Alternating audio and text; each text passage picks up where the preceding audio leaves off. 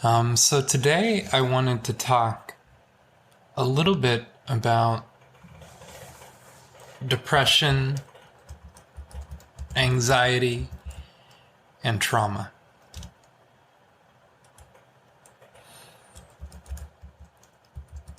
So I have officially been diagnosed with post-traumatic stress disorder and atypical depression. And these are internal struggles that I have fought against for a larger portion of my life. And first and foremost, I wanted to tell everybody who's listening that depression is okay. And having trauma is okay.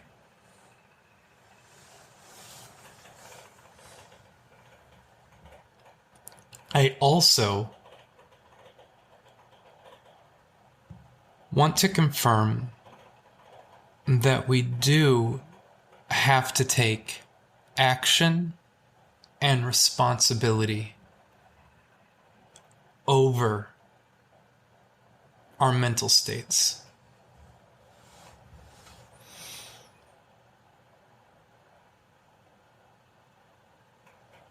We do not have to give them power beyond what they do to us on a biological level.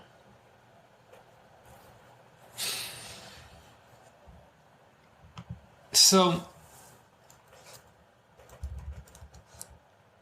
a good way to describe depression is a state of low mood and aversion to activity. It's classified as a mental or behavioral disorder, and the experience of a depression experience, it affects a person's thoughts, a person's behaviors. It affects our motivations, our feelings, and our sense of well-being. It can feel low. Now, there are many different types of depression. And I'm going to speak a bit about my specific diagnosis.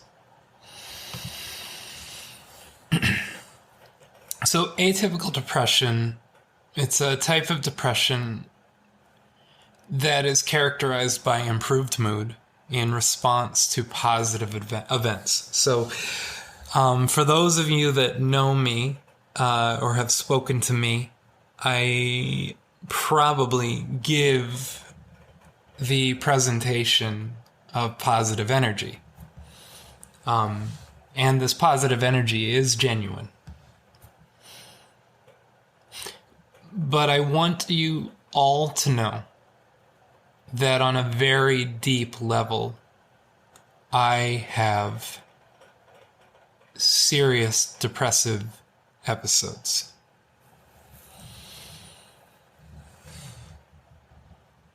Some subtypes of depression, aside from atypical depression, are catatonic depression, seasonal depression, melancholic depression, I'm sorry.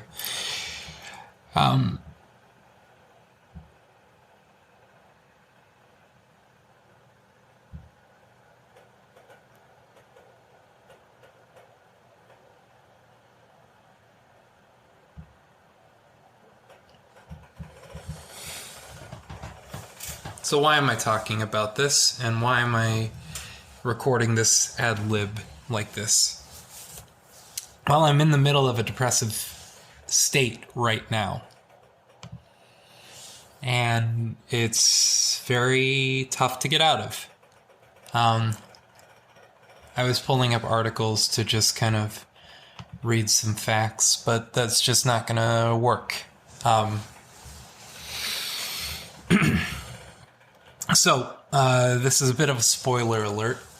The TV show Made that just recently came out on Netflix, it's a really great exploration of poverty and working class life. It's starring a really, really brilliant actor, Margaret Qualley. And the spoiler that comes from this is a couple of areas. The first is they do a visual representation of when she is in a depressive state, in which she is laying on the couch, and it goes from the outside perspective where you see her laying. But on the moments when you get to see inside of her experience, she's at the bottom of a well. She's trapped. And it's one of the most accurate depictions I've ever seen of the way depression feels on a subjective manner, at least the way that I've experienced it in film. Now, I don't know if I was born with depression or if I developed it. And to be honest, I think it's a mix of both. But depression has affected me in a couple of very serious ways before I started addressing it.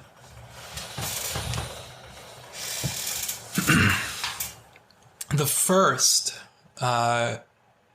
was through procrastination. I would get trapped in my head. With this sense of weight that I could not move forward with a task.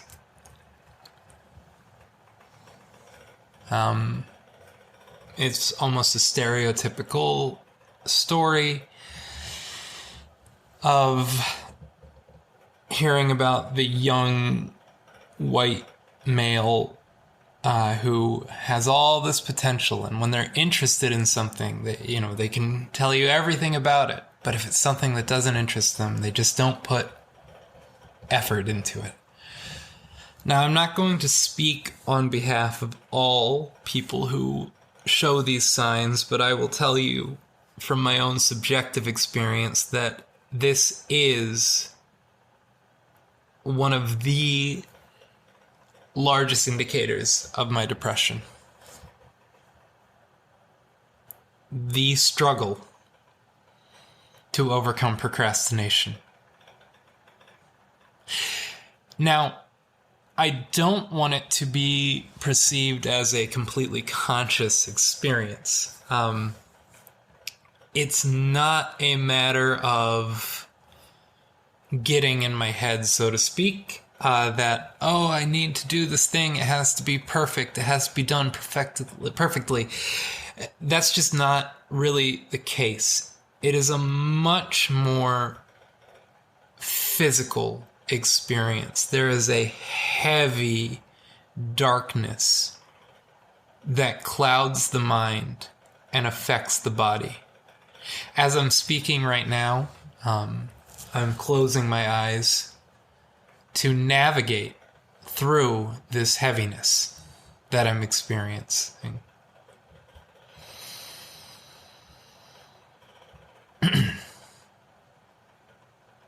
Another way that depression negatively impacted me is through substance abuse. I'm now going on almost 2 years of sobriety, specifically alcohol use. And I want to clarify a couple of things. There are many, many, many factors involved with substance abuse and addiction. And I do not personally perceive that I am a quote-unquote biological alcoholic, whatever that means. Meaning that I do not feel an inherent need to drink. But due to cultural norms, mostly through my experience in the military and life as a working musician, playing in bars and playing at gigs where alcohol is there, I found that when I got into a drinking phase, I could not get out of it.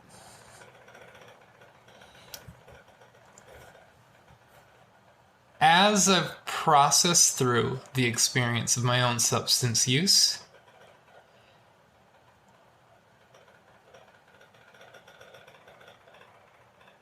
I've come to realize that one reason alcohol was so appealing is that it numbed my body. And the psychosomatic experience of body and mind, it therefore numbed my mind, which numbed my experiences of emotional processing. It's also fun. Part of atypical depression is that experiences themselves can actually shift the depression.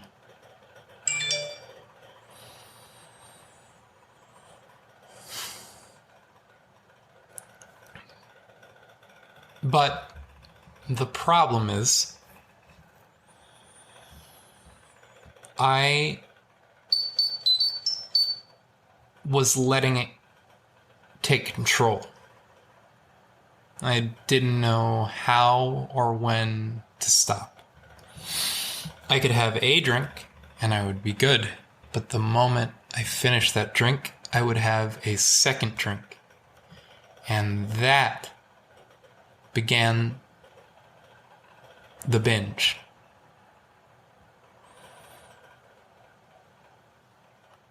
And I'm going to make a Star Wars connection. There's a certain amount of enlightenment that happens while under substance. You do feel connected to something greater or deeper than yourself. And the way I'm connecting this to Star Wars is you do feel a connection to the Force. But within the Star Wars universe, there's the light side of the Force and the dark side of the Force. And for me, alcohol became my connection to the dark side. I would not follow through with commitments. I would be emotionally reactive to my partner. I would be embarrassing with inappropriate engagements with people, either through some sort of drunk text or drunk dialing, or arguing with people on social media. And it would often happen where I would wake up and find out that I had texted somebody that I shouldn't have texted, or that I had fought with somebody on Facebook that I didn't need to, or that I had bought a whole bunch of shit on Amazon, and I would feel regret. And so, with the arrival of my wife's pregnancy and the realization we were having a child, it became clear I had to end alcohol use. I went to a few AA meetings, and it was always a turn-off situation. I'm an atheist, or at least like a agnostic atheist. And so the second step always rubbed me the wrong way, which was to accept submission to a higher power that we have no control. And I didn't see eye to eye with that. In fact, I saw it as redirecting the real problem. But thanks to the internet, was able to find a humanist website that had humanist Alcoholics Anonymous meetings. And I went, and my partner came with me as a support. And I was sober for 2 weeks. And then I drank one more time. And I realized that there had to be serious, productive work on my inner psyche. And so from that point on, I've been sober.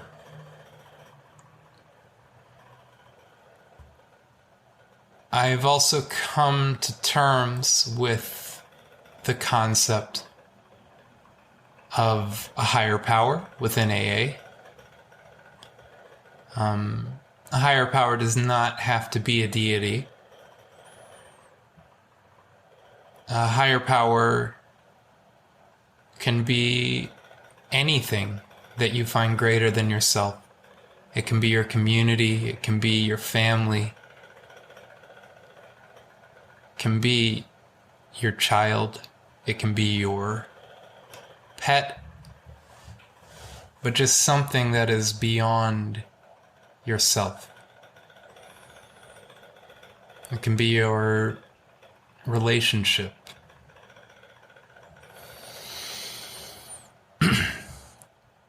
All of this to say that this all spawned directly from unaddressed, undiagnosed depression. Assuming that I didn't have depression because, again, I am a very positive person in a lot of respects. And yes.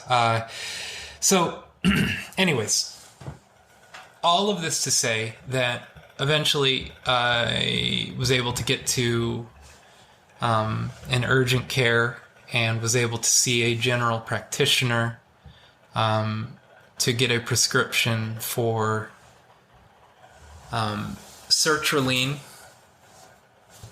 to help with depression, as well as a prescription for gabapentin to help with anxiety. And from a personal experience level, depression seems to be the experience of feeling heaviness within, whereas anxiety is more of an electric vibration. And so this is one reason we really need to focus on getting universal health care, as well as promoting mental health awareness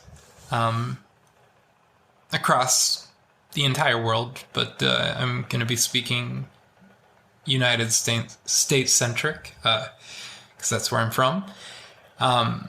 It's where I live. But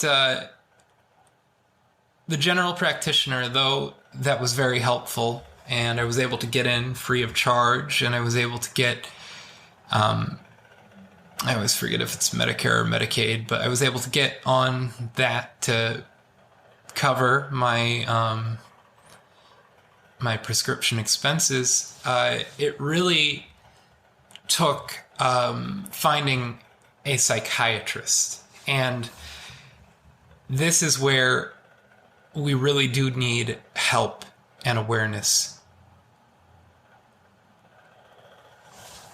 It took a long time of searching through my healthcare to find a psychiatrist that would actually be able to take me. And a psychiatrist is a specialist with mental health and medicine. And one thing that you must be aware of if you decide to go this route, or if you're able to go this route, which I encourage, but I was very open with my psychiatrist about the experiences that I was going through. And we experimented openly together with different doses of medication, increases and decreases. And it took approximately 6 months for me to finally find the right dose. And so now I take sertraline for my depression, and I take gabapentin for my anxiety when I have a panic attack, and it saved my life. There is often a misconception of how the data regarding antidepressants works. Clinical studies have shown that there is an increase of suicide ideation when taking antidepressants. But the way that this data gets misrepresented is that there is a drastic decrease in suicidal completion. The ideation is there at first, and it takes a few months to truly process through. Medication is adding a molecule to your biological system, something in which you are lacking. And it is helping your body to increase a productive, healthy amount of whichever molecule you're missing. So it is not a perfected science. It is still a very young medical field. It is not perfect. It's not always the easiest, but I do encourage that when seeking mental health, to, through whatever means possible, try to find a psychiatrist and work with them in an open dialogue over a period of at least 4 to 6 months before deciding not to continue.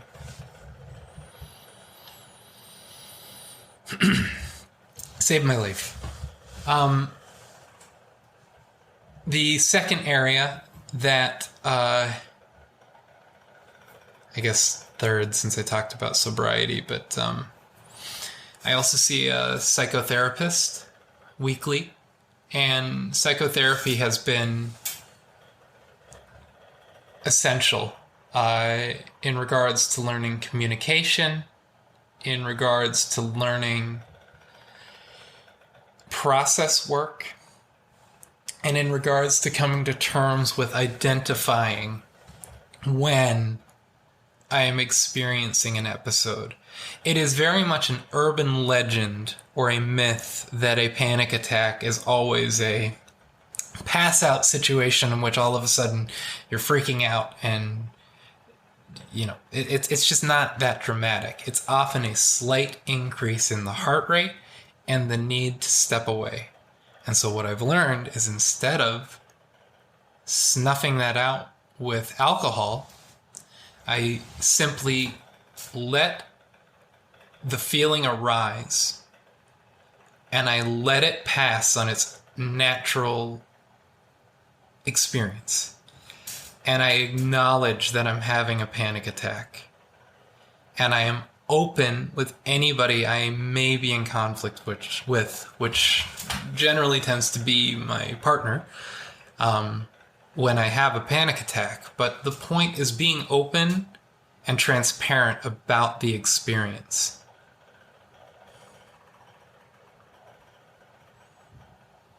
And also, don't blame the other person. Internally reflect. I am feeling this way. I am sensing my heart rate rising. I am having a trigger response due to my post-traumatic stress disorder and my depression. And in regards to wellness, I have a very serious meditation practice. There are many meditation practices out there. There are syncretic approaches to all of them. There are more, I guess, practice traditionally pure methodologies or practices. But find a meditation practice or a spiritual practice that works for you. The one that I have found is a practice known as Vipassana, which I'm actually, I am a Vipassana teacher. I'm a certified mindfulness-based cognitive therapy teacher, and the practice in which I navigate through is Vipassana, which is a Buddhist practice. Now, I'm not a Buddhist in regards to a capital B Buddhist, but I do appreciate elements of the Buddhist teaching. It's very wise, practical, tangible, philosophical advice and process work, which really comes down to being in the present moment. And the way the practice works is bringing attention to the breath. And the way that I was trained was to breathe through the nostril, through the nose area, and to utilize this practice, which is known as Anapana, for centering the mind and beginning the Vipassana practice, which is body scans, observing objectively any sensation that may arise within the body. Now, it's a little different than Zen practice, in that Zen tends to be more intellectual, where Vipassana tends to be more physical. And find a practice that works for you. A spiritual practice does not have to be a religious practice.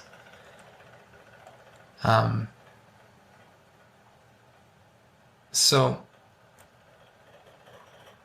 to go through all of this one more time,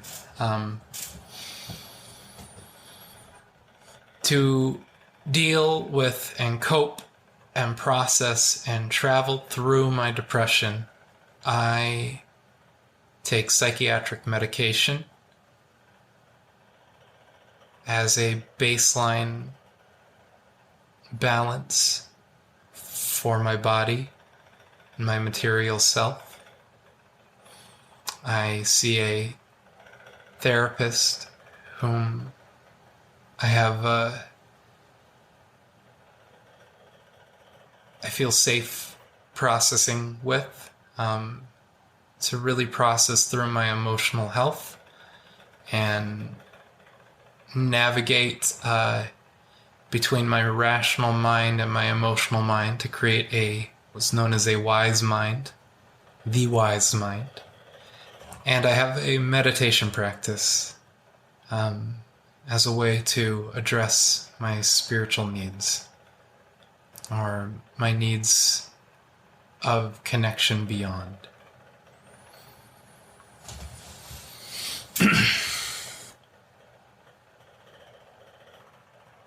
Before I wrap this recording up, I want to talk a little bit about trauma. My trauma is complicated, as everybody's is. Mine comes from an abusive relationship, in which the complexities of this are the abuse that I underwent was not the fault. It was not the fault of my abuser, in that they had their own struggles that were affecting their engagement with me. And in fact, my rational mind, or we'll call it my intellectual mind, had actually come to terms with this and had spoken with this person and rekindled the friendship, and even went through forgiveness and the forgiveness process. But my emotional mind, my physical experience, still experiences visceral responses when I feel like I am in danger or persecuted, is the best way to describe it.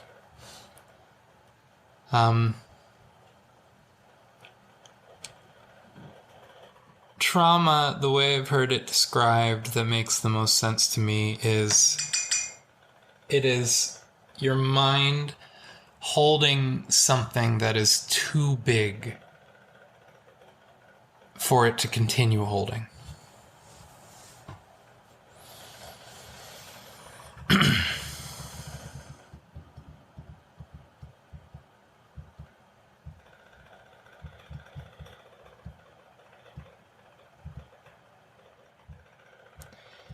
It's a circular continuum. It's a circular relationship between depression and trauma and my own personal experience, in that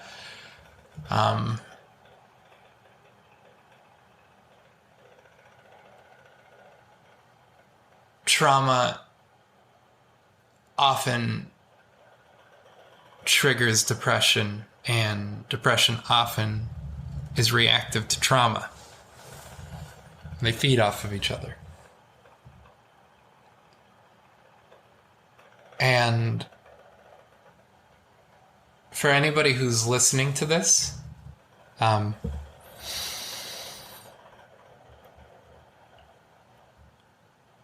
just know that there are many people on this planet who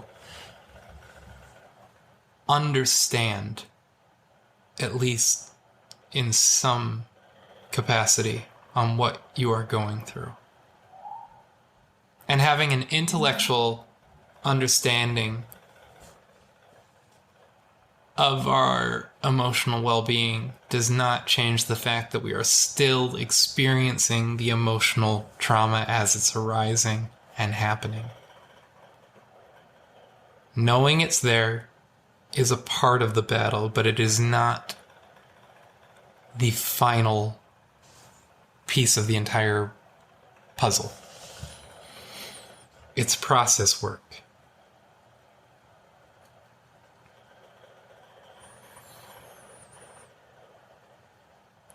For those of you that find yourself to be logic-driven and non-emotional, I am going to tell you right up front that you are incorrect, and that your emotional mind and your intellectual mind are responding back and forth in a dialectic that goes on all day, every day.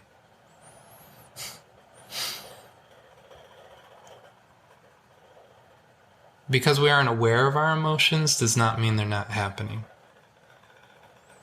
Anger is an emotion. Disgust is an emotion. Happiness is an emotion. All of this is emotion.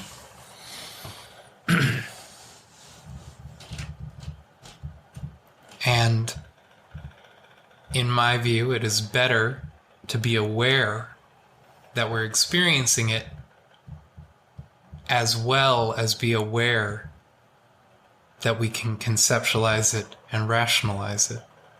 They're both happening simultaneously.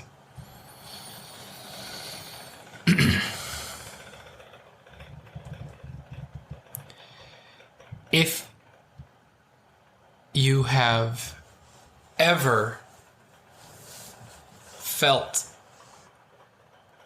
the sensation to harm yourself or others while in a depressive state, and a depressive state can last mere minutes or it can last years.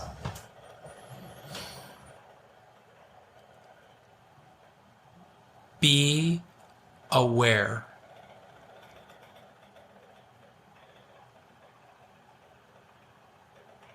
Be aware and seek help. There are resources. There are suicide hotlines. There are mental health hotlines. I'm actually making a link page on my music therapy website for all of these resources. But be aware and realize that by harming yourself or others creates toxicity in the universe.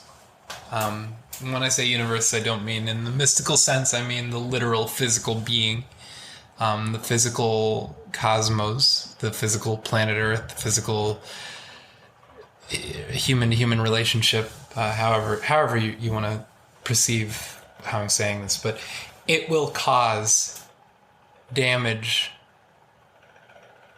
that you will literally regret if you knew about it. Even when it feels good to get that out there.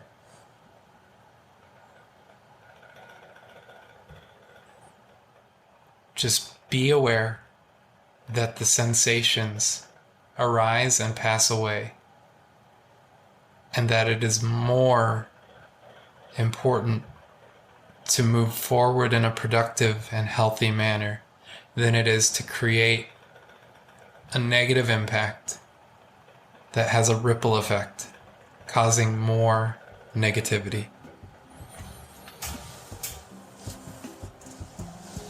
Thank you all for listening. I was actually planning on doing an episode on fascism, but I had a depressive episode arise, and this felt more natural to do. So anyways, thank you all for listening. My name is Dorian Wallace, and this is Dorian's Mode. Peace.